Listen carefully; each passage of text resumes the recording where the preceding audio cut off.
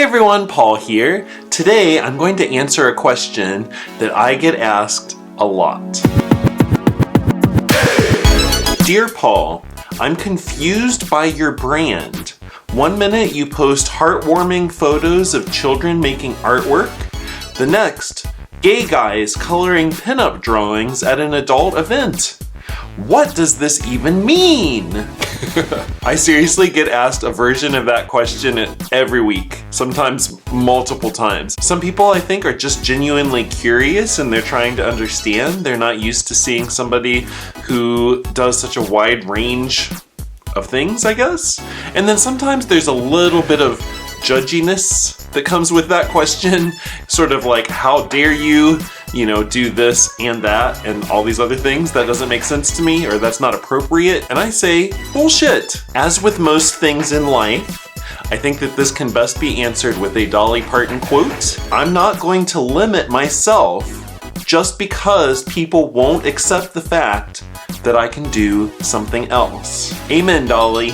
I think it is especially important for all of us as creative people right now to remember that we are people. We're not just a brand. Gucci is a brand. Versace is a brand. Paul Richmond is a person. And as a person, I am all over the place. I love making fun videos and doing art classes and projects with kids. And then I also enjoy doing some work that is definitely much more adult oriented. And you know what?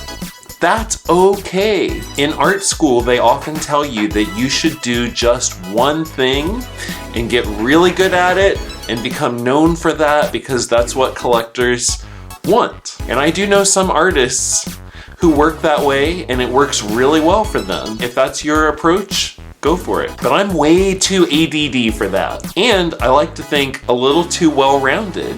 I would not be satisfied with just doing one style or one subject matter or doing work for one particular audience all the time. My interests are just too varied, and I make art because I love making art and I don't want to be bored. Now, if you do work that's geared more towards kids and then you do some work that isn't, of course it's important to keep those worlds separate. You don't want kids coming across content that's not appropriate for their age level, but it does not mean that you can't do both, or that there's something wrong with you because you want to explore and express multiple sides of who you are. In fact, I think we would all be better off if more people did that. I think it is kind of boring when you go to somebody's Instagram page and every single post after post is just so meticulously and perfectly curated to paint this picture of what that person wants you to see.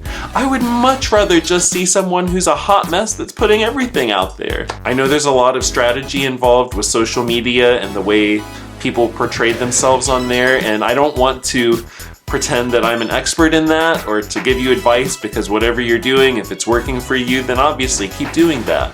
But for me, if you follow me anywhere, you are going to get a little sampling of a whole lot of stuff. Because I've had the experience of being in the closet before, and I'm not willing to do that again. I've had art galleries and art reps all throughout my career tell me that some of my work is just too gay.